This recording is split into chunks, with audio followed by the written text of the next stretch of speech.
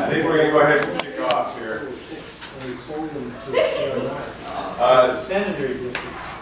Our chairman and vice chairman are gone, and so I've been asked if I would mind running through the agenda, which I'm happy to do, but by no means does that mean I feel that I'm the most qualified person to do it. So we'll go ahead and call this meeting to order at 6:03 and see 7 members here, so we do have a quorum, and we'll go ahead and do roll call. Tom Brenneman. Here. Sue Lester. Here. Shane Smith. Phil Marsh.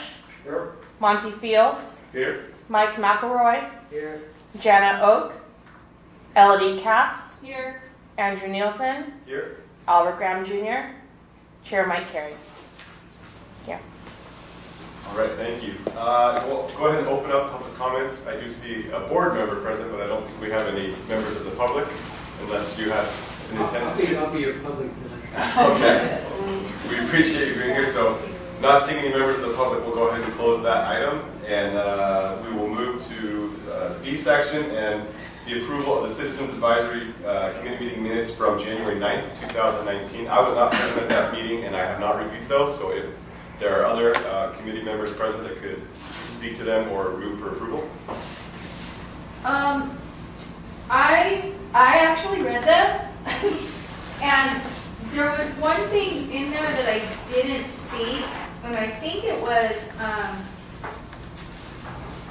Scott, I think you made the comment when we were discussing keeping track of the bins and people, ratepayers being paid, being charged equally because there was no way to track the bins, and we discussed that you guys don't have the software for that. Correct. And the comment was made, I think you were the one that made it, or it might have been one of the ladies, I don't remember, is that CR&R was actually supposed to be keeping track of what bins went where. When they're replaced? Yeah. Yes. But yes. they aren't doing that? No, they keep track when they're replaced. I think the issue was that we weren't very confident in the inventory as far as the cart sizes and where they are. So when someone wants to trade in a cart for a different size or maybe the cart's damaged, CNR will track that when we deliver a new cart to that place. Then they'll have that documentation. But they don't know who has what bins now? As far as cart sizes goes, no, we don't. Okay, that wasn't in it. Okay, thank you. Minutes, so if we could add that The one in, we can add that would be good. Thank you. Good catch. Thank you. And then can we approve minutes conditionally, or do we need to table that until next meeting? You can approve conditionally, and we'll add it onto the minutes. Okay. With that amendment to the minutes, does somebody want to move to approve? I'll move to approve with that amendment. I'll second. And we'll call for a vote. All in favor? Aye. Aye. Any against? And I will abstain as I was not present. All right, so then we're going to move to the draft Board of Directors meeting minutes from January 24th. I believe this is an action item where Scott just goes over everything that was of note from the board. Yeah, it had a chance. I reviewed it. It's really just Bill to answer any questions you may have. Okay, opening up for questions or comments from the Board of Directors meeting minutes.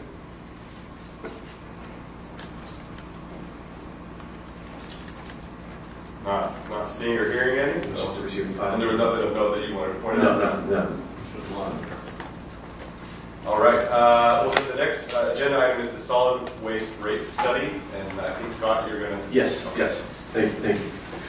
So, as you recall, last month, staff presented to you a proposed rate increase in our solid waste rates, and we had a consultant here that went over the methodology and how he came up with a 5-year rate adjustment over the next 5 years and how that's all justified.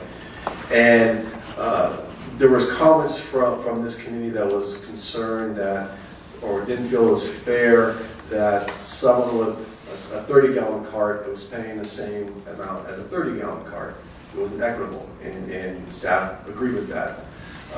They thought it was, if you're going to pay, you're in a smaller cart size, you should pay less than someone with a 90-gallon cart size. So we heard your voice, we heard what you're saying. So after the meeting last month, Nabila and I went back to our office and said, well, how can we make this happen? how can we put in a variable rate system? So I'm going to turn over to Bila. We do have a plan. I think we can make that work. It'll be in a few years on the line, and so we are still proposing a rate increase next year. And Bila will go into more details of what that is, but we also have a plan on how we can collect that inventory and possibly do another study with a variable rate charges. So I'm going to turn over to Bila, and then we'll be happy to answer your questions.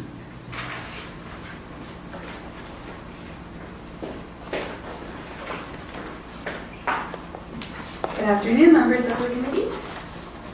So as Scott mentioned, we went back to the drawing board and the recommended option has changed. We are now recommending a 10.83% increase starting July 1st, 2019. This increase will be an increase of $195 per unit a month, which the rate would be $19.95, which are the same rates the district had between 2005 and 2011. It is a $23.40 increase annually, and this is essentially just buying the district time. The rates would be effective July 1st, 2019, and it would be the $239.40 a year for 2 years through June 30th, 2021. As you can see, rates in the future are unknown because during this time, the district would acquire a new billing system. As you remember, that was one of the reasons we can't implement tier rates at the moment. We would also verify cart size data. So we do have a list of all the carts CRNR things are out there, but we do not know that it's accurate. So during these 2 years, the district would acquire a new billing system and verify cart data. So again, this is just a temporary rate increase, just buying the district time. During fiscal year 2021, the district would do another rate study and then implement tier rate system. So charges based on cart sizes, and that would then fulfill our goal to reduce the deficit. This 10.83% increase does not eliminate the deficit. It's important to know that, and that rates going forward from fiscal year 21-22 are unknown. So the recommended option, as I said, is only buying us time. We would need to do another solid waste study to figure out what the rates would be to cover our charges, to cover our expenses. But that is the recommended option based on the committee's feedback, because you guys did like the tier rate system, and we can't implement it at the moment, but with this option, we would be able to implement it in 2 years. The alternative option is a flat rate increase for all cart sizes. This option eliminates our deficit in 5 years. It is a 7% increase for the first 3 years and then a 6% increase the last 2 years. It is a total rate increase of $73.23 over 5 years. And as you can see on the chart, the monthly and annual rates are broken down by fiscal year, so you see how much it would increase. So this is the alternative option. It is similar to the option you heard at the last meeting. This is a flat rate increase, so again, somebody with 2 90-gallon carts would be paying the same as another household with 1 35-gallon cart. This is a comparison of our current rate and the proposed rate in comparison with other cities in Orange County. So we are still right in the middle, even jumping to 1995. And our board of directors does have a goal of being within 10% of the county median. So this would keep us for the next 2 years still aligned with that goal. This is just a visual representation of our expenses in the blue chart, in the blue lines. Our revenue under the existing rates on the black line, revenues under the proposed rates, which is the 1995 rate in the green dots, and then revenue under the alternative rate in the gray dashes. So as you can see, the alternative option does kind of meet our goal of eliminating the deficit in 5 years, versus the green one just kind of takes us above the revenue requirement. We have 3 public meetings left for the public to voice their opinions. The next one is our town hall meeting next week, February 26th. Then the item goes back to the board of directors for a study session with the comments collected at the town hall meetings and your recommendation that we are asking for today. And then lastly, they'll have a public hearing on May 23rd, which is when they'll adopt one of these two options. I am happy to answer any questions. Before the committee asks any questions, can you share with them our town hall meeting on January 30th, how many people showed up, and also share with the committee our plan that we just learned today, our plan how we're going to inventory those cards? Our town hall meeting on January 30th, on Wednesday the 30th, we had 2 community members show up. They listened to the presentation. There was not a lot of feedback. There were some questions, but not a lot of feedback on which option they preferred. And these 2 options were the ones that were presented. The 1995 rate and the alternative option of eliminating the deficit of 5 years. There was not a lot of feedback on which one they preferred. Today, we had, during the 2 years, we were hoping to verify card size data, how many cards and what sizes each resident has. We were planning on hiring interns, but that opened up a can of worms and was a little more complicated than we thought. So we are looking to hire a consultant that can get it done in 2 weeks.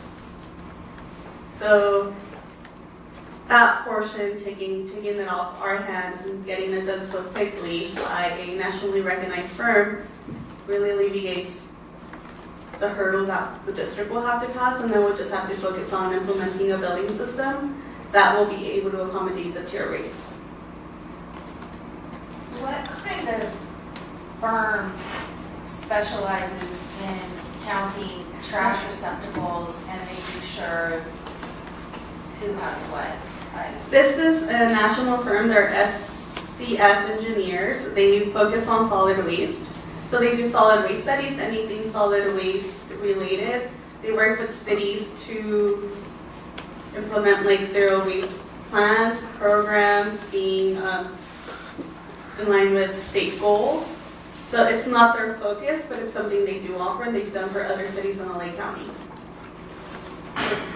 Because isn't it just a matter of somebody going to somebody's house and seeing what they have? I mean, It's a matter of driving down and counting, having Sierra Norris data and saying 290 Polarino has 2 90-gallon carts and 2 60-gallon organics, and be like, yes. That is what they have, that is what they don't have. yeah.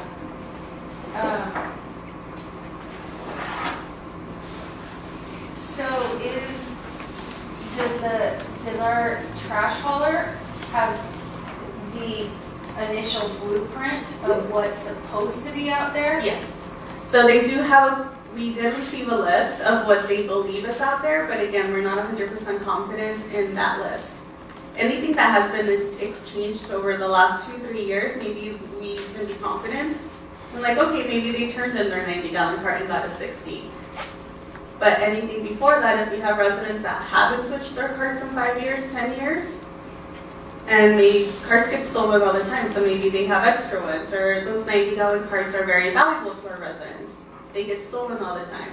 So maybe Sierra Norris has them listed as a 60, but really they stole the neighbors down the street and now they have a 90. So that's just what we're trying to verify.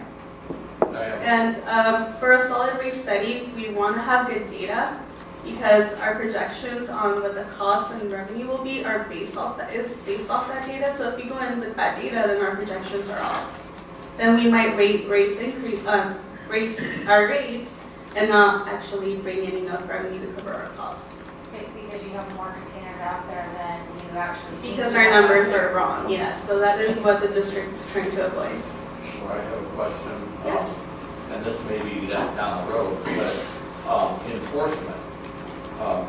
For instance, there's 8 houses on our block, and we have a block trash person. He moves cans around. So there might be 5 cans in front of my house tomorrow, and next week there might be 1. But the same number that's on the block. A couple weeks ago, my neighbor has 3, I have 2. She usually puts out 1 or 2. I usually put out 1 or 2. But we had 5 out there and they didn't pick up 1. No explanation, they just didn't pick up 1. So is there going to be some kind of enforcement to try to straighten that number out after the survey is done? I'm not sure I entered, so that carts won't get missed. Well, meaning, if I've got a couple extra cars behind the fence, they can't go behind the fence and count. Right. Right. So, weeks go by and all of a sudden there's twice as many carts in front of my house. Am I going to get tagged that I had too many carts? No, but we're not worried about the number of cars here. We just want to know what the size of car we have. Oh, okay. That's what we're just worried about right now, just the size. So We don't the care. tier rate system doesn't charge you on the number of carts, it charges you on the size. Because years ago, we used to get tagged for all kinds of stuff. Oh, okay, no. No. So yes, we are not concerned in the number of carts. We wouldn't be charged of, you have 2 or you have 1 mixed waste. It would be still the basic service of you can get 2 mixed waste and 2 organics. We're just worried about the size. Yeah. And then we have different sizes, like maybe 190, 160, or your organics don't come in a 90. We would just charge you the biggest size cart you have. So if you have 190, then you have the ability to keep on switching it for a 90, so you'll get the highest rate. You have provided friendly, courteous service for years. If I'm understanding this correctly, you're saying you don't care how many carts you have, you just care about the size. So 60 is going to cost me less than the 90, correct? Correct.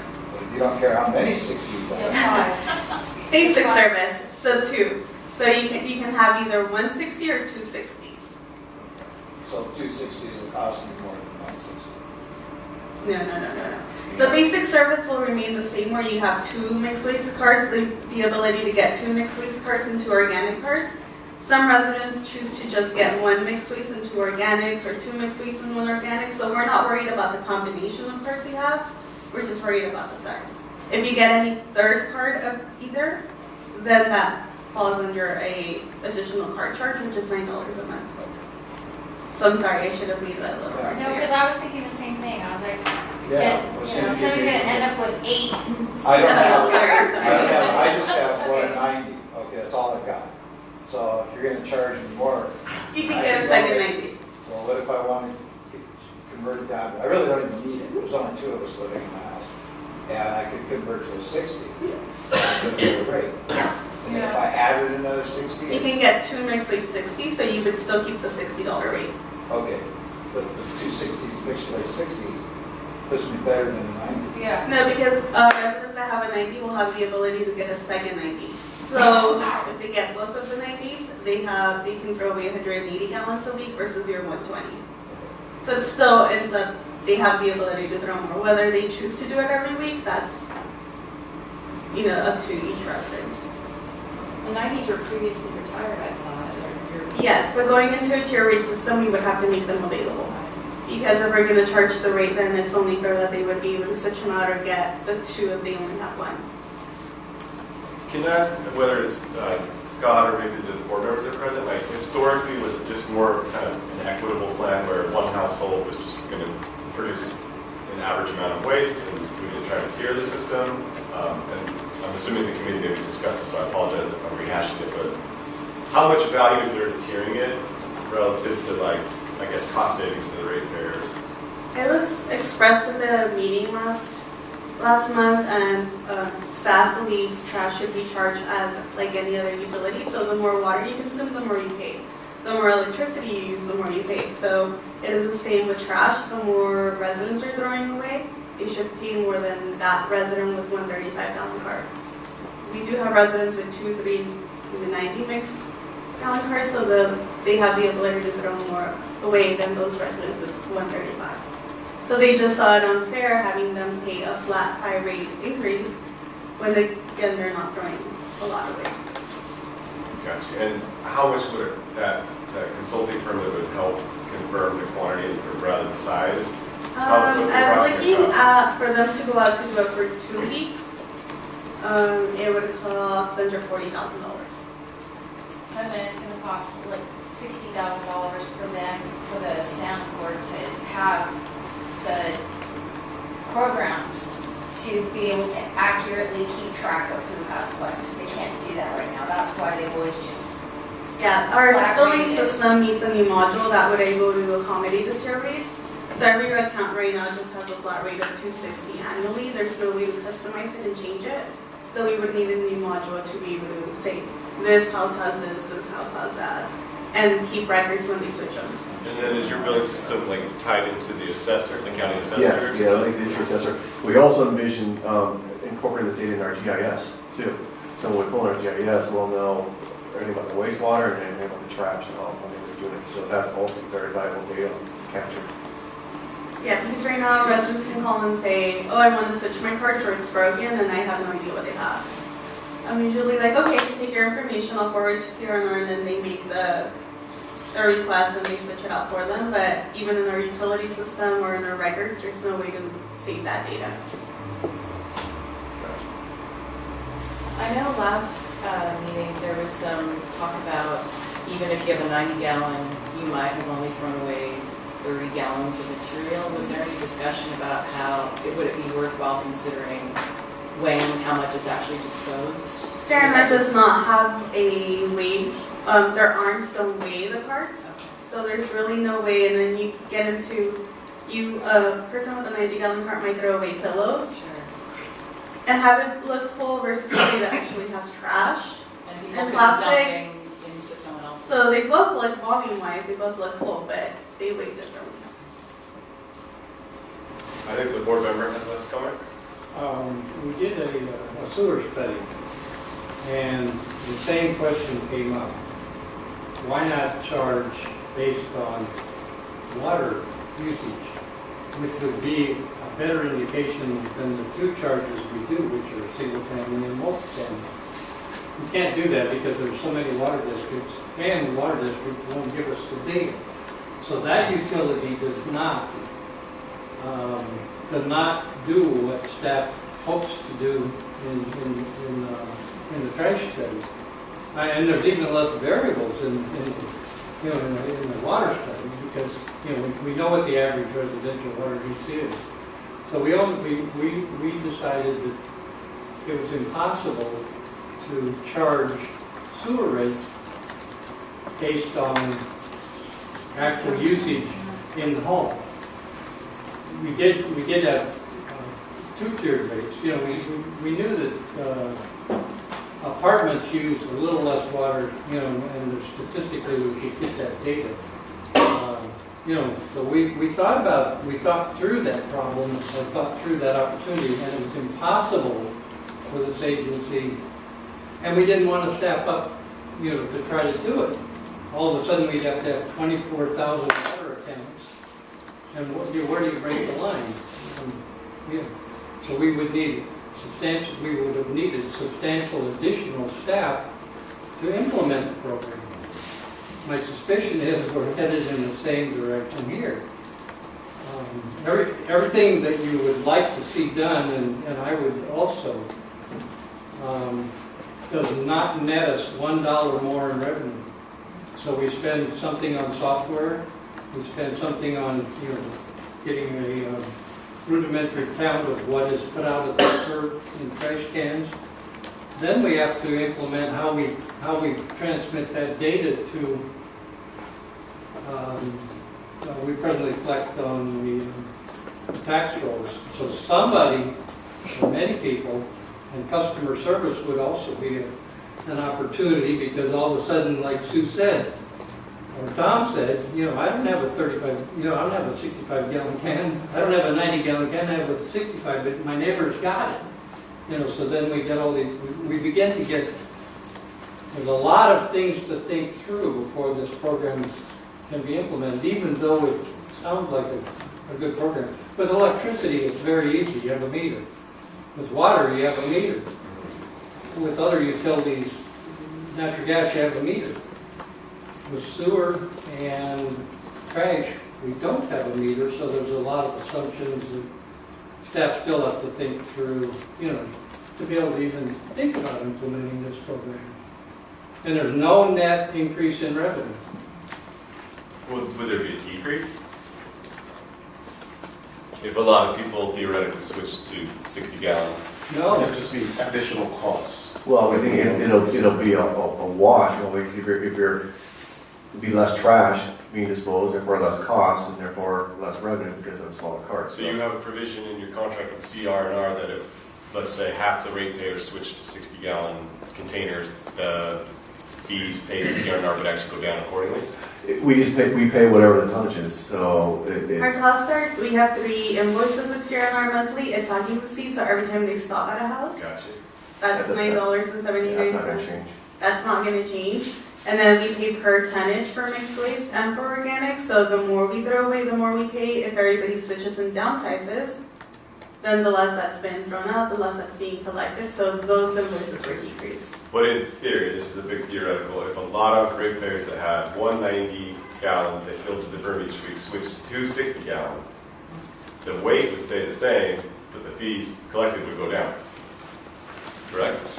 Well, if they're doing 190 gallon and 260 gallons? If they currently, because they have a household of 2, like the example that was given, they fill a 90 to the brim currently, and they just take that bother of filling 260, so their rate would actually go down, but the tonnage would remain equal, and so the district would have less revenue but pay the same fee. I see what you're saying, yes. And I don't think there's going to be a rash of 5,000 ratepayers that do that Yeah. for $70 a year, but I just, to the board member's point, is it a liability that outweighs the benefit, which is potentially ratepayers saving some money, correct? Correct. So I'm just throwing that out there for like a devil's advocate view. Could a person, which I doubt would happen, but somebody will do it, I guarantee it. Given this type of a rate, is gonna go, if it's gonna be based on the size of my trash can, does that mean if I don't take a trash can, I don't pay tax on it? No. Okay, you're not gonna allow that. No, because they're charged annually on fiscal year, so the fiscal year starts in July, the charges go to the assessor in August. Okay. So whether you put it out every week or not, that charge has already been. So if a guy said, well, I'll just take my own barrel, throw my own trash and tie it up, throw it in my pickup, and I'll dump it off in my dumpster at work and not bother with you guys at all. You'll still get it. If they have cards, yes. I mean, if he doesn't want a cart, he No, just needs a cart. if he's living in that home, by law, he's gotta, They have to He has to have, that is the law. They have Yes. to contract. If it's a single family, I believe in our operations code, if it's a single family home, then we have to service them. It's a health issue. So they can tell me, I'm gonna look for my Right, own. you have to have a cart. Right. Makes sense, all right. you can't just opt out. The other thing that we talked about last time, that was in the draft report here, of contaminating the green waste. If we downsize too much, then we start having a possibility of contaminating the green waste. Just put the extra trash in with the cookings and so forth. That was the fear, and we get monthly reports, so that would be closely monitored. If the contamination, the organic carts goes up, we would be able to know, then we would launch an education, right, then we would revisit, launch an education campaign and say, you know, and besides the difference, Scott and I did look at some sample tier rates, and the difference between the different cart sizes was not significant. It was not $10. It was not $8. So it wasn't like it would be a huge savings where it would be worth dropping down and contaminating the organics cart. It's just an option. It's just an option for those residents, like Sherman might carry that. He throws away very little trash, and just, you know, if he can save money, or those residents that live alone, it's 1 or 2 people that throw very little trash, it's an option for them. And what would the ongoing costs be on this initial survey to verify the cart sizes and then the software update? What would be the ongoing cost to the district? 100,000? No, there's Oh, there's a cost for the inventory. That's just a one-time cost. Again, inventory. What was the last 20? if we wanted it for 2 weeks, 40,000. Okay, 4,000. And then for the software for the building, there's a license fee, but I don't know what that is. But there's a fee we pay annually for that. Yes. And then would you need to increase headcount to have that complexity to your billing system? Would there be like a new position created? No, we don't do that, no. And I believe the licensing for that would be very minimal, because it's again just in addition to the software we already use. So it wouldn't be more than $10,000 or $5,000, because again, we already use so many other modules in that system. It's just a little addition. And then I have one other question. It seems ambitious that any entity could, in 2 weeks, survey and verify all the ratepayers, with so many people having their carts probably concealed from street view. Yes, they would go out on trash day, and it's 10-hour days, so they're working while the trash carts are out, verifying the data. They can do each route in a day. Would you notify the ratepayers that that's coming, so that on a given trash collection day, they would have only their carts to the point that the other committee member made, that sometimes people... That is something staff That's, can, that's not a bad idea. that's not a bad idea, especially for those multifamily homes where sometimes they close them, they fill the street and they're so close that you wouldn't be able to tell where the property line ends. So that is actually a good idea. We can post it on our social media, newsletter, use the City of Costa Mesa, City of Newport to put the word out. I kind of have a bottom line comment. It seems to make sense, and be the right thing to do is to get a hold of the inventory so you know what is out there, whether or not you use a tiered rate pay today or sometime in the future. It's kind of irresponsible that we don't know what's out there, but I realize that it's been given over to CR&R, right? So it kind of falls on their back to provide accurate information. But at some point, I would think you want to know that number with reasonable accuracy. Completely agree. And I think just historically, CRNR had always taken care of the cards, and the issue has just never come up. They always do a good job of replacing cards. The issue of a tier rate system never came up, so knowing the sizes has never really been a problem, but I agree, the district should know. So is there a way to get CR&R to pony up some of the money to figure out what's actually out there? If they've been the ones dropping them off? I mean, I don't, if there's a way that this, the sand district doesn't have to eat it completely, because it's not necessarily the fault of everyone that works here that we don't know what's out there. And I don't think it's fair to say that it's entirely CR&R's fault if they were never hammered for keeping track of that information. But it just seems like a good business practice to know what stuff you have out there that's being used from the hauler's point of view. Like, they're just passing out carts and they don't even know who has what. That just, I don't know. Is there a way to get them to pay some of the money? I mean, Yeah, we can, ask we them? can always ask, definitely, we can always ask if they can help pony up some of the compensation. Yeah, absolutely. All I can say no, we can see if the board wants to put pressure on them. We can definitely do that. Because, I mean, just from what I've learned and what I've seen and what I've heard for as long as I've been paying attention, when it hasn't been that long, it seems like CR&R tries to do the right thing and tries to be fair. I just, Yeah, it can't hurt to ask. That's a good question, good point. We will do that. There's another comment I think from the board. In 2006, the carts were owned by the sanitary district. So the majority of the carts, I would say 98% of them were the sanitary district's carts. And in 2006, when I came on the board, we sold those carts to CR&R. So the sanitary district didn't have records at that time, and there was no expectation, that CR&R would have it. They just bought, at that time, they probably figured they bought 45,000 carts. And a rough estimate of the size, and the sale was $1.6 million. We had, the sanitary district, when it came on board, had about $1.6 or $8 million indebtedness for the carts. Arlene is shaking her head, yes. And so, at that time, we decided the board decided, the agency decided, staff decided we didn't want to be the owner of the carts. So we sold them to CR&R.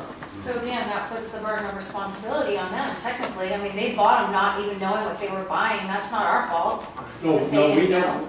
They have a rough estimate of, there's about 15 plus thousand 95 gallon carts. There's 24 plus thousand 65 gallon carts. And I think they don't probably have many 35 gallon carts, which are minimal. So they just bought the carts. No clue, where they were. And so at that time, prior to that time, the sanitary district had grandfathered in the ownership of a 95 gallon cart. We might make a different decision today if we own the carts. So the district had those carts.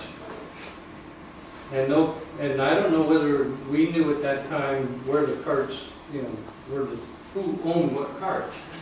And then the program came along that, if you want 2 extra carts, you have to pay, what, $10? $9 a month. So you pay $10 per cart extra. Do they get a choice whether it's a 35 gallon cart or 65? They get a choice, but it's not a 90, but they typically choose 60. 65? So it's 60 or 35, and they typically choose 60. So CRNR has accurate records, and they do the billing for those extra carts. They do that monthly, don't they?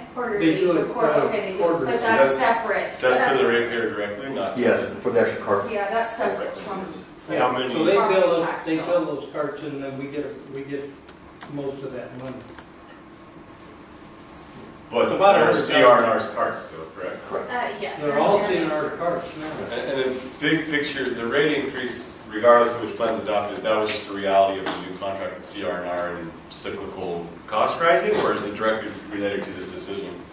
No, I think it's really related to organic recycling was one of the big major factor for the cost, increased cost. The residents, we did a survey back in 2012. We surveyed 1,000 residents and asked them would they be willing to pay more if we divert 75% of the waste stream, and the majority of the residents said yes. So that kind of gives the green light to move forward with the program. Even before we kicked off the program, we had 8 town hall meetings. We told residents, hey, this is going to increase. So this program's going to probably increase about $2 a month. And so they were aware of that. We were fortunately able to stabilize those rates for the last 4 years since implementing the organic recycling program because of our reserves. Those reserves are dwindling now because we're always operating in a deficit for solid waste, but we're balancing that budget with the reserves. Those reserves are dwindling down, and so now we're going to have to do a rate increase. So it's just a visual why we needed our cost, and then the revenue we're receiving under the existing rates in black. Obviously, do not. In my case, this is the first rate increase in 15 years.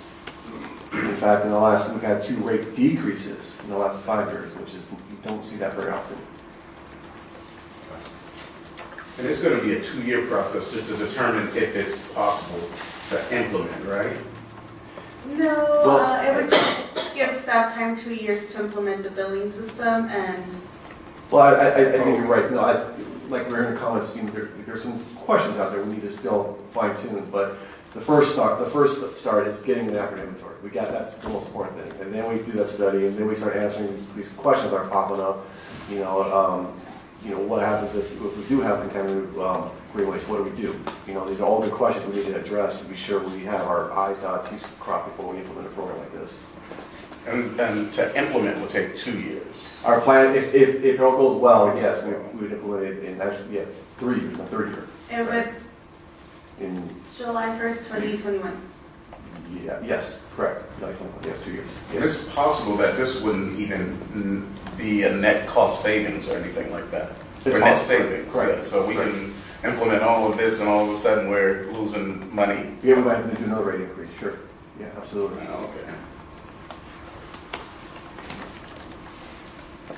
Okay, So we're seeking direction from the committee. What option, there on your staff board, there was 2 options for you to recommend to the board. Option 1 was the plan that Nabila just mentioned, the rate increase to $19.95, and that will go in effect July 1st, assuming the board approves this, and assuming we get no majority protest, that the new rate increase will go on July 1st, 2019. It will remain that rate on July 1st, 2020.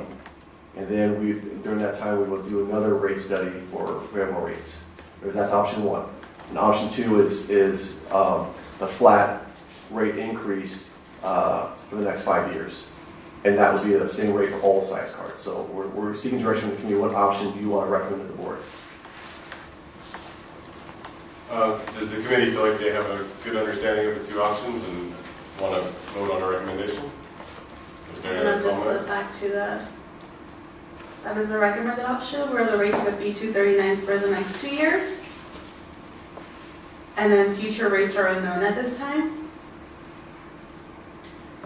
And that is the alternative option of a flat rate increase over the next 5 years to build back our reserves. With no rate or no card size? No card consideration. sizes, it's still basic service. You can get any 4 cards or any 2 mixed waste, any 2 organics, any or 60 or 35 size that you want. And sorry, on the other recommended option, you would go ahead and pursue the feasibility of the rate or the card During those size, 2 years. and that's why the proposed rates in years 3 through 5 are unknown. Exactly. And to Monty's point, we could go through all that only to still need rate increases that meet or exceed what's proposed under the other option. Well, and because there's going to be a rate increase regardless. Regardless. Like, that's not, the actual rate increase, I don't think is the issue. It's the amount of the rate increase and how the increase is being spread out. And for that reason, even though it's going to cost the sanitary district roughly $100,000 to figure out what's what and what's out there, and hopefully CRNR, the board can ask CRNR if it's appropriate to help pick up the tab for figuring out how the carts are. I think we should go with option one, simply because in terms of other utilities and consumption or usage, you're being charged for what you use or what your ability is to use. And I'm basing that just looking at Costa Mesa has a pretty significant aging community. So if you're looking at a 40% increase for one person that lives at home and doesn't have a lot of trash and is living on Social Security, but their house is paid for, that's a lot of money to expect somebody to pay when they're not the ones disposing of all the trash. So that that's why I brought this up to begin with. And I used, my mom as an example, who bought her own house, lives here. She doesn't have a lot of trash, but her next door neighbors have huge 90-gallon bins and stuff them full every week. Why should someone like my mom or any number of the other seniors that don't use a lot of trash pay the same amount as somebody who's creating 4 or 5 times the amount of waste? And so that's my whole basis for bringing up the tiered versus the blanket, and that's based on the knowledge of what I've learned just from interacting with the city in terms of how many people we have owned and what the age group of those people are, and we do have a very large senior community here. So I think you should get paid for what you use. But That's why I. 40% increase though, right? Isn't it 40% over 5 years or something like that? That's a 33, 35. 35% increase over 5 years. But that would be regardless of your card size, correct? That would be regardless. Well, is there an estimate for in year 3 when the change would affect what the smaller card size ratepayers would save relative to the larger card size? It's changed. I don't remember those numbers were given to us very early on in the rate study, so Yeah, that's why we want to do another study. We spend some more money on another study with the accurate inventory and determine what those rates would be. We don't know at this time. Do you have a ballpark as a percentage of their total annual solid waste bill? Well, I can tell you, the majority of card size are the 60-gallon cards. I think of the 22,000 or 23,000 cards out there, 15,000 of them is the 60-gallon. And over 20,000 of them. for 60 gallons? Yeah, so it's going to be majority. The 60-gallon cards are going to be. We also have a lot of residents that love their 90-gallon cards and are always upset when they can't switch it out for a new one. So I think a lot of residents would be happy. They like their 90-gallon cards. They have no problem paying more. So the recommended option gives them in 2 years, hopefully, the option of switching it out for a 90 and being able to get 2 of them, not having to take so much care of them because they'll no longer get So would it replaced. be safe to categorize it more as increasing the fees for those that want to continue to have the larger cart size as opposed to a cost savings for the smaller cart size ratepayers? But it wouldn't necessarily be a cost savings if we charge $19 for the next 2 years with the first plan, roughly $19. We do the assessment, and all of a sudden we're still in deficit, we're in more of a deficit, and we can. The deficit does decrease a little bit. Right now, Okay. we're about $700,000 deficit annually. With the 1995 increase brings in about $600,000 in revenue those 2 years. So our deficit by year 2 decreases to only $200,000. So at that point, when the rate study is done again, the increases might not be as large because our deficit's not as big. We'll just have to build our reserves.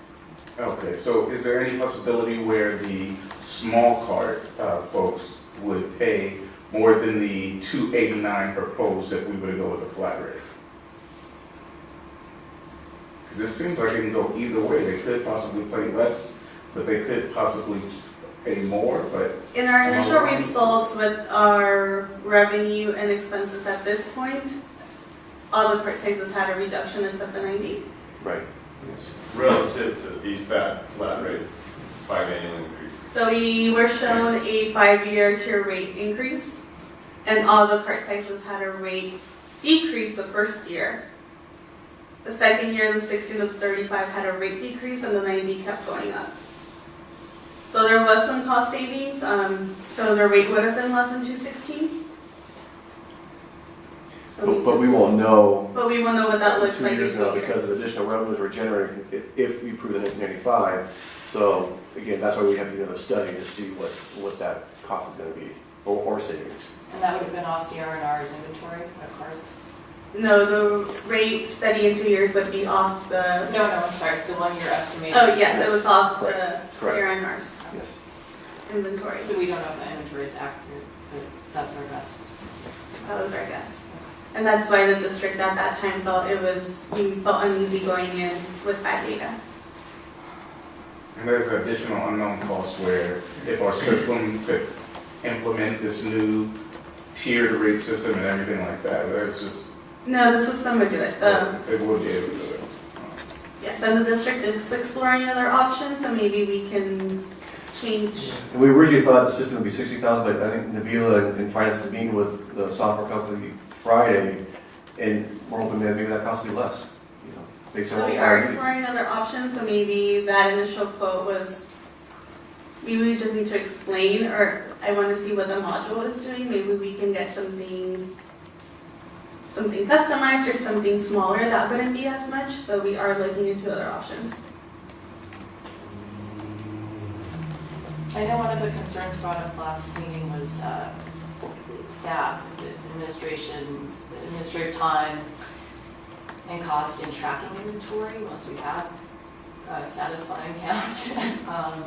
Was that discussed in this part of the plan as to how that would Yes, be? so an amendment would need to be done with CRNR if the recommended option gets adopted. We would need to have an amendment with CRNR that offers residents the 90-gallon carts and also limiting residents to switching up the sizes once a year. I don't want residents coming and switching them out every 3 months or multiple times a year because that's a lot of work. Administrative work updating the system, so we would limit that to only once. And once we have the cart size verified by the consultant, it can be uploaded into our system, and then cart sizes don't get switched very often. It's more like the wheel came off, give me the same size.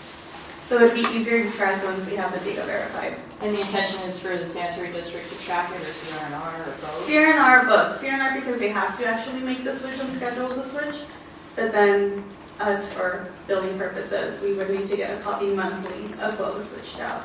I have one other question to throw the monkey wrench into all of this too. Let's say I have a 90-gallon container, and then right before I decide that I want to go down to a 30-gallon container, and I switch it out right before the billing cycle kicks in. And I don't know that, I'm just doing that.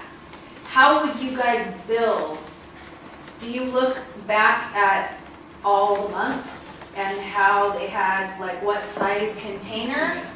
That's That's something staff would need to sit down and That's make another policy. possible huge hiccup for if somebody wanted to Policies would need to be game it, you know? put in place for all of these scenarios because we don't, if staff changes, we don't want staff guessing or like what sounds good at this time. Right. Policies of if a resident has multiple size cards, we would need to charge the biggest size. And again, policies in place would help staff, direct staff, or kind of make these hard decisions. Okay. So again, those 2 years would be used to Thank you for bringing think that of all up. That's these good. But I mean, that, You know, scenarios. to have cart season, in other words, if you want to change, it's got to be from July 1 to July 5 or something that way. Right. So then that doesn't mess up say our. it takes like the service year. Yeah, just, like they do health insurance, they do this year Yeah. open enrollment, Yeah. the redraw opportunity in the month of June. Right, we only switch cards between these months, not Yeah. right before assessments are due or not right after. But then you run into the whole, I just bought the house and I'm moving in September and I have 26 people living with me and I have a little, you know what I mean? Like, We could those also kind of things I didn't think of, but those are more like details you So would, you'll If never, it's a you'll never dream, get it down- all. down the road. It's but never going to be yeah. all perfect, and the district also has the ability to build outside of the assessments. So if somebody were to switch the cards, then the district could invoice them. Oh, It'd be okay. like, We've done that. We get like new residents come in and say, hey, I need carts, and it's December, right? And so what we do is, okay, we bill you for 6 months, and so. so we we charge send them, them yeah, we those charge them cards. for a rated fee, which means you weren't able to get on the tax roll, so now you're paying from this date till June 30th. Okay. And then, yeah. Have we checked with any other city within the county if they're on the tier system? Yes. A lot of the cities in South County, San Juan Capistrano, Laguna Niguel, all of those cities have tier rate systems. They've had it since. Okay, The so beginning of time? this No, this isn't is a brand new not thing. Okay, we're not breaking ground. No. And a lot of those cities do contract with CRNR, so CRNR is familiar with them. That's where I got the idea they can only switch out once a year. And I did reach out for research if they had a lot of contamination or if they found residents switching to the lower cards to save money. And they haven't experienced anything big, anything major, anything that would add to the workload of staff. What about recourse if a ratepayer is being billed, let's say, the 90-gallon rate, that they want to demonstrate that they're actually in possession of a 60-gallon They card? have the ability to do that. They actually have the ability to do that now. In our operations code, they can come if we incorrectly billed them. But why would that They can matter protest? in the moment if there's not a rate? It's for sewer. It's for sewer. Or sometimes they say my house wasn't built yet, or sometimes we get funky situations where a house was demolished, a new one was built with the same address. We were never notified, so the trash charge went on there, so they do have the ability to protest. We review it, it goes to the board of directors, and then a refund is issued.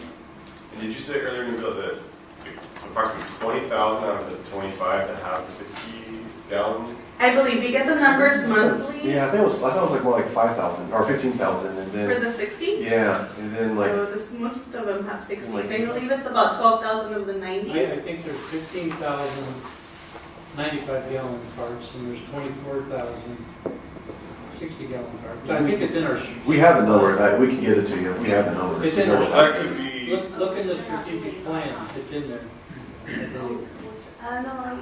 Can we pull up the occupancy report? if the vast For last majority of ratepayers are Oh, already yeah. on the 60-gallon, it might seem like all this time and expense. It's in the occupancy Let report. me pull up. We can pull it up right now. It was last month's occupancy report. Hold, please. So besides these numbers that they're pulling up, anybody else have any other input or questions? To your point, I agree that if we could guarantee that there would be a more equitable, based on actual usage plan, but there's a lot of unknowns, it seems like, even after the study's conducted. I'm not disagreeing with you necessarily, I'm just curious if anybody else feels that way, or if the majority seems to feel that, if possible, moving towards the variable cart size is a worthwhile goal.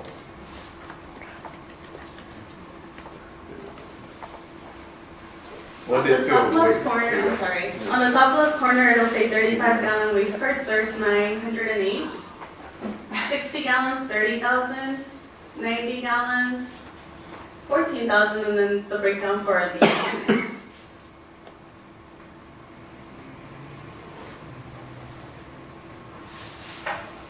There's 66,495 cards out there. That is For what how their many, numbers. for how many customers? We have about 22,804 customers. So you've got that many customers and that many cards, more than, oh, Because each resident has the ability to get 4. Some okay. residents have more, some residents have less. So that is the number that they believe. Wow. But that's average 3 per. And that's including Greenway still. That's including the guys, yes. All right, yeah.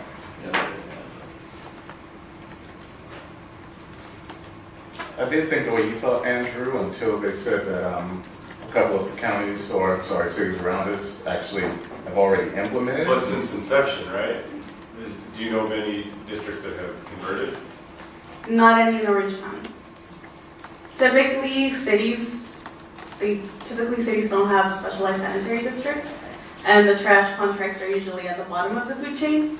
So Well, the tier rate system is And not. another big difference for those cities, see on their bills directly to the customers. Big difference. And that's why that's why they more accurate account for the cards, because they have to know, because that's why they bill directly, where the billing government's on the Now, when they bill directly, they typically bill monthly in a lot of places. 5 months. I have one last question. The recommended plan, was it recommended by staff or by the board? Directed by staff. We shared this with the board yesterday, and it was just our FY, no objections from the board. And our recommendation's a non-binding recommendation. The board's gonna. They're gonna do what they're gonna do. Yeah. It's just a matter of what we think. Okay. What we think, you know what I mean? Like, they have free will to do whatever they want to do. I was just clarifying. Board member. So there's a dollar figure on, going with the tiers, there'd be a dollar figure on 66,495 cards. Or not. No, I guess it wouldn't be, because then you can have cards. Okay, you can't look at it like that. It would be at the top, broken down. It wouldn't be at the total 66, but a dollar rate would be at the 35 cards at the 60 and 90. Based on the number of residences and what their largest cart was. So however many homes are being serviced, that would be the total number. And then the price breakdown would be based on capacity, I would imagine. And then it would break down by the container, right? And some of these numbers might change. Right now, residents only have 190 and 160, but if the recommended option is, if a tier rate system is adopted in the future and they have the ability to get 290s, then they'll switch their 60 in a heartbeat to get 290. So those numbers might switch a little bit. I've got a 90, but I could easily use a 60, so I'd probably go that way. Just, I would like a 12-gallon truck. So, And I produce about this much trash. You might sometimes I go a little over, and I just. put it in the neighbor's. No, I have another place I go to. Well, we've used up a lot of time on this topic. So I'm just gonna make a motion that the CAC recommends to the board to pursue moving toward option 1. So you're With the hearing tiered. a motion. Is there a second or any additional motions? I have 2 questions, actually. Sorry. That's okay. The 35 gallons, because it's so dramatically lower than the 60 and the 90, would they be charged proportionally less, or how do you determine? it is broken down. If you remember from Greg's presentation last week, and it's in the report, in the rate study report attached to the item, it is broken down in that. They take the number of carts and the volume that you can place in there, and then they allocated the cost that way. Okay, thank you. So it would be taken into consideration, and those graphs are all in that attachment for your review. They would do that, but they don't currently. I'm sorry? There's no cost saving currently if somebody wants just Oh, the no, single no, no. 35. So Because it's a flat rate, so Flat it's, rate, it's you get a not total tiered. of up to 4 carts, no matter the size. And then, I'm just curious for my own knowledge, when was the last solid waste rate study done? I don't believe there's ever been one. Was there? We've never had one like this, because like I said, we haven't had a rate study, we haven't had a rate increase in 15 years. Right. So, I don't believe there ever has been one done before. Okay. And then, is it just that you guys saw that the deficit, what spurred this? Because we, Oh, here. The rate study, there's never been a rate study, but there's been a historical, when I came on the board, we were estimating historical, we had a historical tonnage of trash produced. So what staff did was, they would look at trying to project what tonnage might be produced. So in '06, we projected, that we would have 45,000 tons a year. The recession hit, and it went to 39,000. So that's where the reserves began to build up relatively quickly, because we increased the rates based on a very good, staff projection, and it didn't materialize. When the recession hit, the residents substantially reduced the amount of trash that they disposed of.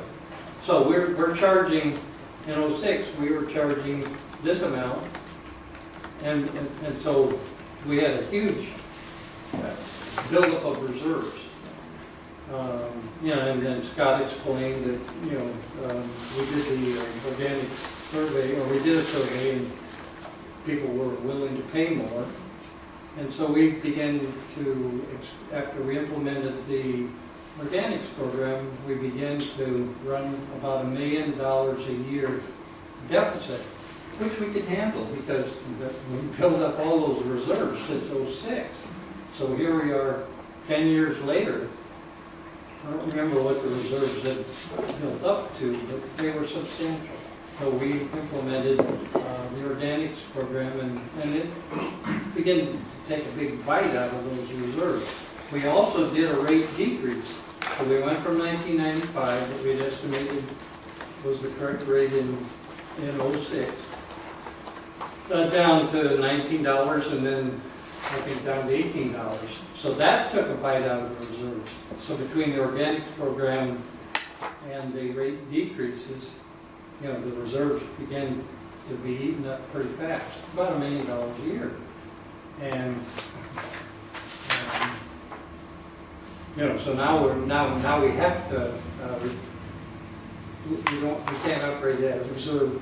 We need prudent reserves, and we're soon not going to have them if we don't do something. And that's the reason for the $1.95 rate increase back to the '06 to 011 rates. So that answers the question. We've never, but each year we would make an estimate of what was needed based on the trash tonnage. I see. I guess that's extremely helpful. I really appreciate having that background. I guess I was just more going at, is there a reason that this is happening this year as opposed to like last year in the fall? Is there a reason that it was commissioned this year to do the study? It was commissioned this year is because if we don't do a rate increase next year, we're gonna run out of reserves quickly. I see, but wasn't that apparent last year? We determined we can keep the boat afloat another year without doing a rate increase. We do those projections. But wasn't the whole having to switch to organics part of it too? Because you guys did it ahead of time, but doesn't that happen this year for everyone else, or is it next year? 2020. Everyone has to be alternative. The alternative cover at landfills is going to be no longer in 2020, and agencies are going to have to recycle their green waste and organics. See, so I thought that was part of it. I guess it just worked out that it's happening at the same time, but that's not the reason. Well, in the interest of time, I think that's more, the rate increase is justified on a separate matter, but the one before us is more like the cart size variable or not. We have a motion for the to approve, or recommend rather, the option one is recommended by the board. Is there a second?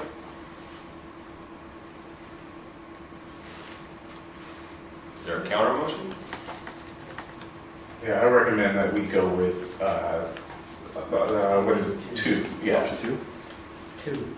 Is there a second to the counter motion? I'll second it. We have a motion and a second. We'll put that one to a vote. That would be to recommend to the board option 2 without the rate size, or without the variable sizes. So we'll take a vote. All in favor? Aye. Aye. Aye. I heard 3 ayes. All opposed? Aye. Nay. Opposed. 2, and I think that was somebody abstained. 2 abstentions. 2 abstentions or 1? Did you have another thing to vote? Yeah. So it's abstention, no, yes, yes, yes. No, Abstain. no, and no. And then, Andrew. I was aye. So then. 4-3. 4-3-1, right? 4-3 in favor of option 2. Option 2. Okay, great. Thank you. All right, thank you.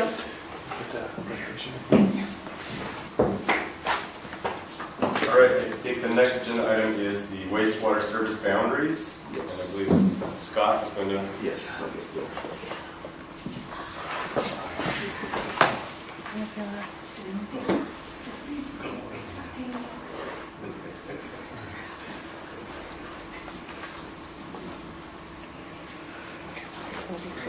Thank you very much. Last time was a good discussion, a lot of good questions, and thank you very much. So we really value your input and great questions, so thank you.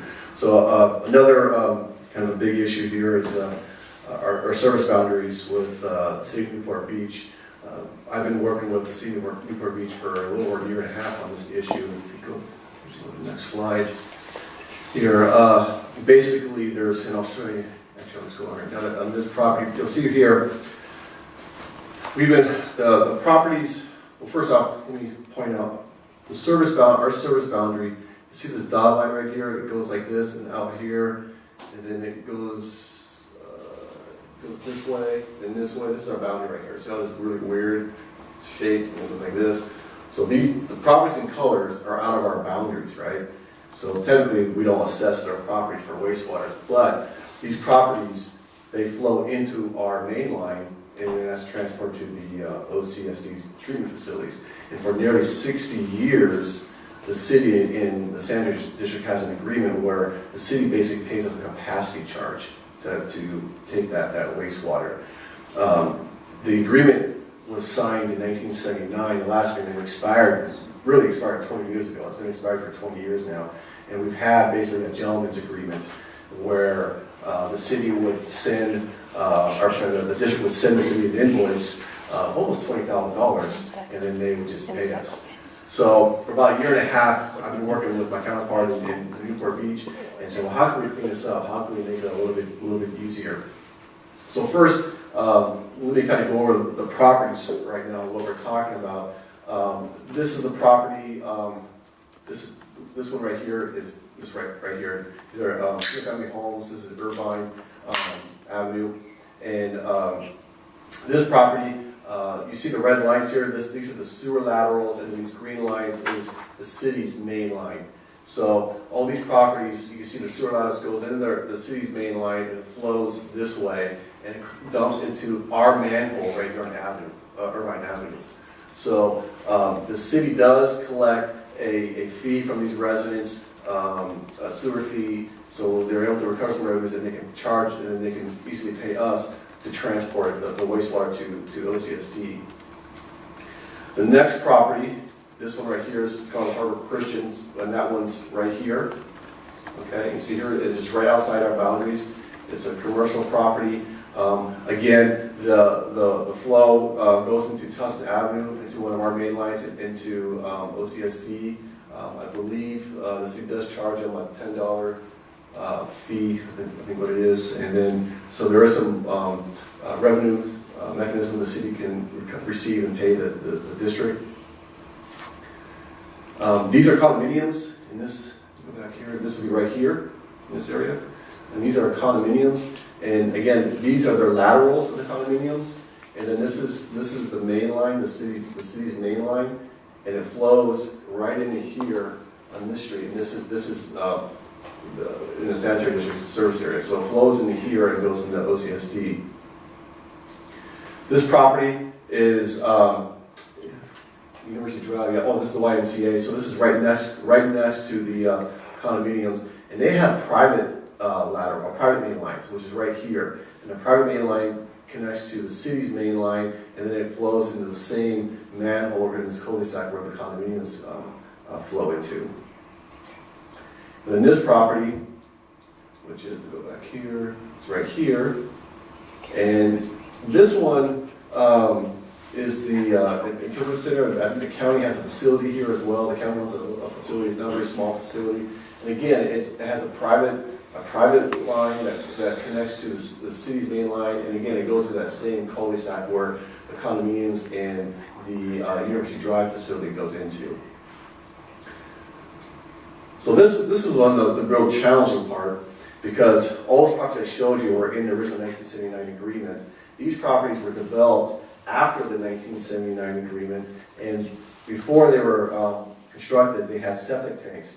And the city code does not allow septic tanks, so they had to go into a sewer system. Well, the city does not own any sewer system in this area. It's all owned by us, the sanitary district. And so, in the essence of protecting the health and safety, we said, yes, go ahead, you can connect into our main line, and we'll continue to receive a capacity fees. What we learned though, are some of the properties. Now the city has no way of receiving any kind of revenues from these properties. And like I said, they're outside our service boundaries, so we don't assess their properties as well. So essentially, they're getting free wastewater service. And we actually learned some of the properties, I think, particularly like this one in 2600, they're not even being charged by OCSDs. They're literally getting free wastewater service. So there has to be a way for us to ensure that they can Hey. pay. Exactly. So this is what property is. So what we're recommending is the city's going to develop a brand new agreement. It's going to have all those properties that we just mentioned in that agreement. The city will continue to pay us a capacity fee for those properties, and then go back to the main. This is what you if I show the main. All these properties here will be annexed into the sanitary district service area. This area here will still remain in the city, but they'll continue to pay a capacity charge.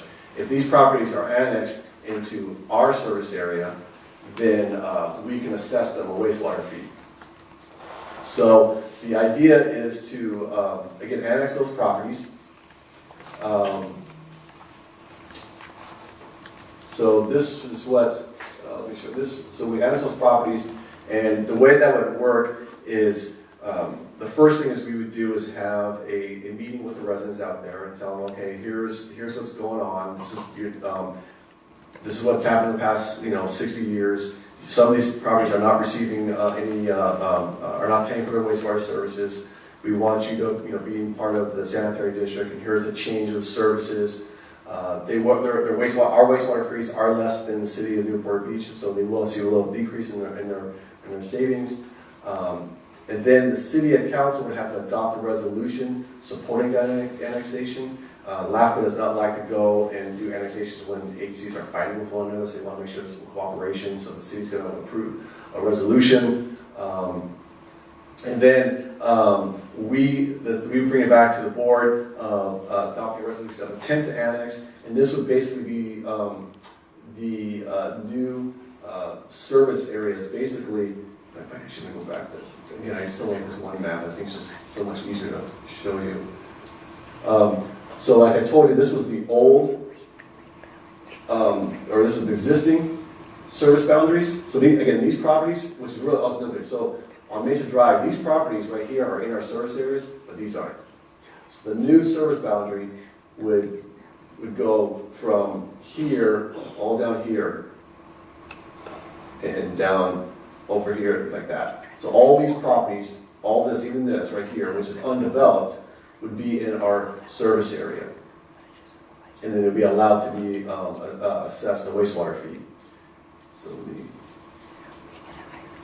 go back. So that's the schedule. So when the board adopts a resolution of intent, then we have to submit an application to CalAFCO. There's a bunch of paperwork, I think, explaining the staff part what we have to submit to them. And then they have what's called a protest hearing. So basically, if 50% of the property owners protest the annexation, then it fails. And if that happens, then there's a couple options we have. Then we just stick to the agreement with the city. Or what we probably, especially those properties that are not paying any wastewater service, we probably litigate them because it's free of public, it's a free service that's not allowed. Give the public funds, I don't think. Give the public funds. But we'll have to cross that road when we get there. So what we're seeking tonight is your recommendation to the board to move forward with annexing those properties. And we will do that, and if you approve that, we will meet with the city and the residents and get that ball rolling. So happy to answer any questions you may have. I just have what's probably a very silly question.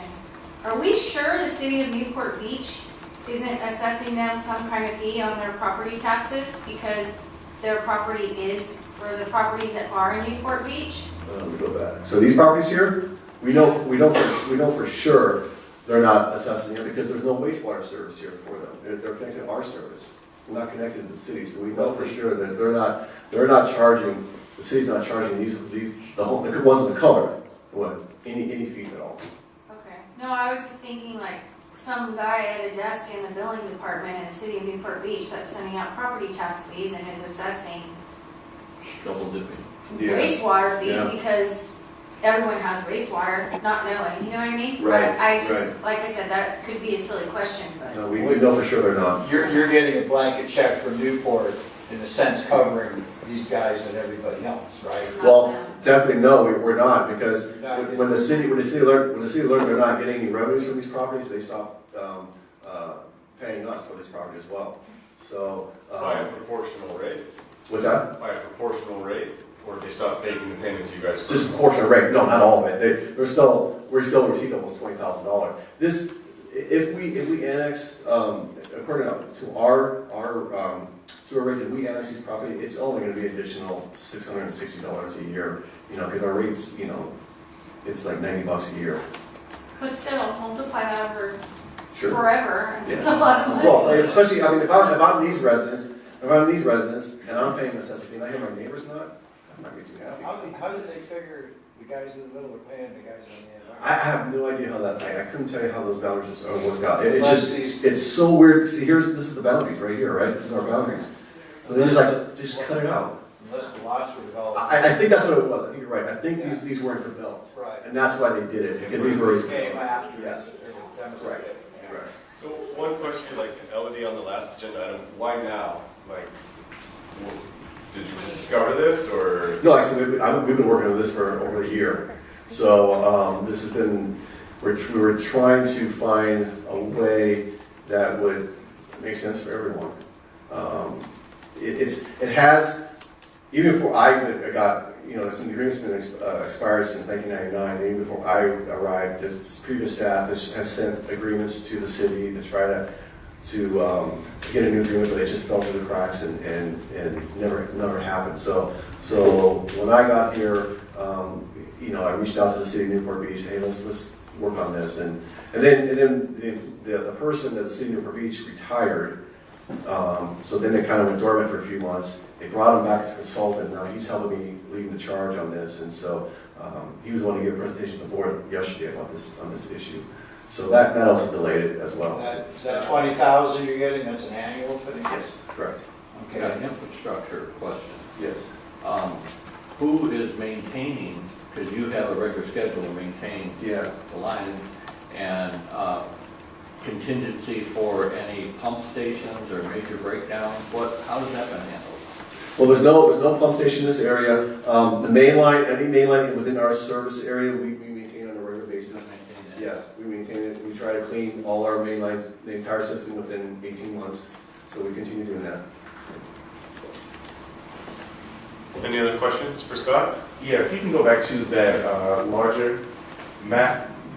Oh, yes, the one that, this one? Yeah, on the lower portion, Right here? Yeah, we're not proposing to annex that? No, we'll keep them they'll remain in the agreement, and the city will continue to pay us capacity charges because they are charging these residents a wastewater fee. Oh, okay, gotcha. All right, thanks. And it's, the 20,000 is a fair amount, you feel?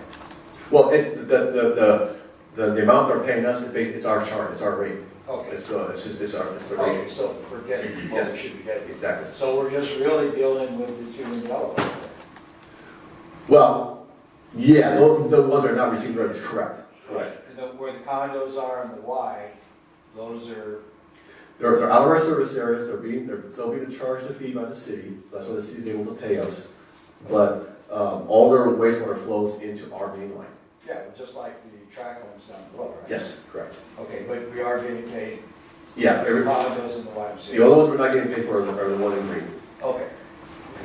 So the ones that are in green, if we annex them, is it the sanitary district annexing them, or is it the city of Costa Mesa? No, it's sanitary district. Okay, so Newport Beach is still gonna get property tax and everything else, so they really And that's have no reason to contest it. Well, that's the challenge. Theoretically. The board had that discussion yesterday, and that was the big concern, they're gonna probably think the city of Costa Mesa annexing, and they don't wanna be a part of the city of Costa Mesa. We wanna be very clear, no, we're separate from the city, we're a Costa Mesa sanitary district. You're not gonna see any change in your service. Your rates are actually go down versus if you were with Newport Beach. So, but it's a bit of a PR we have to do with those residents. The rates aren't going down because you said they don't have a rate, so. Yes, well, that's true, but if they were charged, well, the rates would go down for the condominiums Yeah. in those properties, yes. But the guys in yellow up there, Right, theirs are only going up because they're on zero right now. exactly. And have you seen those homes? So massive. Exactly. $9 a year, I think you can afford $9 a year. Those boys can afford it. Yes. Yes. Any other questions for Scott? Are we looking for like an official motion? Yeah, if I get a recommendation from you to recommend to the board of directors to proceed annexing the properties into our service area. Do you anticipate any objection from the city of Newport Beach? Not from the city of Newport Beach. I wouldn't be surprised if we get some objections from the residents. Yes, but no, the city of Newport Beach is in full support of this. What would be the alternate to the sections in green? Would the city start assessing them a fee and then? No, because the city has no wastewater infrastructure in the area, it's ours, so, it might have to be probably litigated. I see. You can only send some concrete down. That's another option too, we can always shut down their service. Shut their, I would do that in a minute. Yeah, Shut yeah. this other, just say either pay us or we're forced to shut down. Right. It's another option. Like block or sewer line. Right Out the main line. All right, do we have a, sorry, Jenna, go ahead. So you mentioned some publicity or that education, would it be on our responsibility to educate them or? No, we're really depending on the city to do that for us. It's their residents, so we want them to really, they have a public information officer, they help with resources and tools, so we're expecting them to do that for us. Driving that. Yes, correct. I move that you guys move forward. A second. Yeah. All in favor? Aye. Any opposed? Any abstain? We'll get that money. Motion carried. Thank you. I don't need no rich guy over there. Otherwise, Those are nice homes, yeah. Thanks, Scott. The last agenda item, I think, is going to be presented by Chair Carey, who's not. I can take over on that, Okay, sure. great. Sure. So thank you, committee. So as you know, this year is our 75th anniversary. The board has established an ad hoc committee to come up with ideas to celebrate that anniversary. On that committee is Secretary Schaefer, Director Perry, Chairman Carey, and Vice Chair Graham, along with staff, is on that committee. And we came up with some great ideas to promote our programs and let residents know about the services that are available to them. And the best way we found to do that is, does anyone go to the movies at Triangle Square? You always see those advertisements for the movies? Well, we got some advertisements here we want to show you. So let's there's 4 advertisements that we're going to show at the movie theaters all year round. And Scott, we actually don't have the videos right now. They are being worked on. I tried to get the links, but unfortunately they're not available. Okay, I'm sorry. Sorry. Well, we'll Could get you it. just act them out for us? What's that? Could you act them out for us? No, I can't do that. Actually, it was thanks to Gina and Nabila who coordinated the effort. So I think it's every month or 2 months there's 4 different videos. There's one video that talks about bulky item collections. There's one that talks about OCC recycling and what's recyclable there. We also talk about organic recycling, and then we talk about our sewer rebate program. And household hazardous waste. Yes, thank you, and household waste. So we shared it with the board yesterday. Actually, if you go online and watch the board meeting from yesterday, that's on there, right? Like you see it there, so you could do that. So if you go home and go on our website and pull up the board meeting from yesterday, you can watch it that way.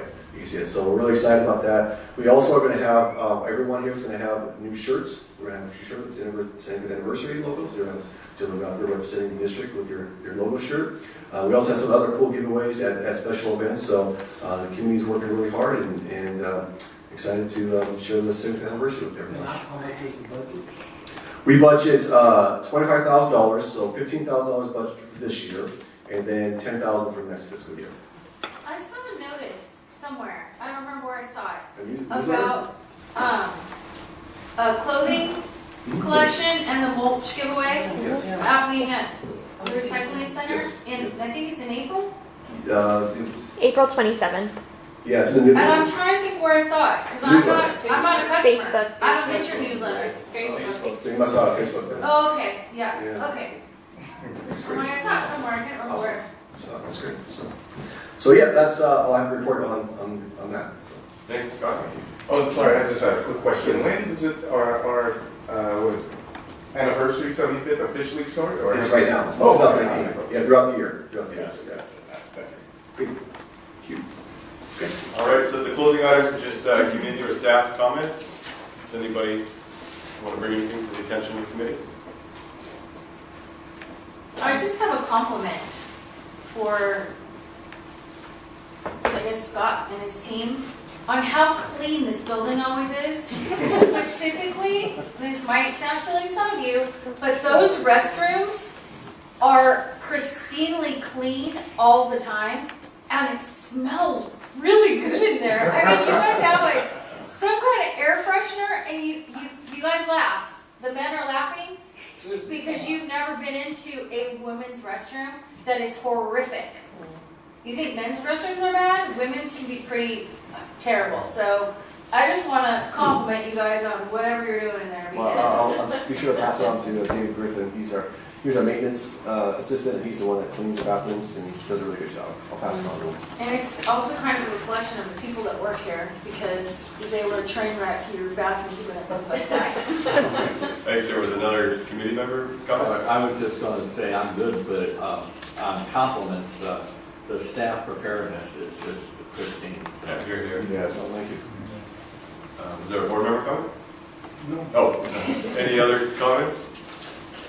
All right, we will go ahead and adjourn the meeting at 7:31. Great, thank you. Thanks, everybody. I just said, "Carry your ass."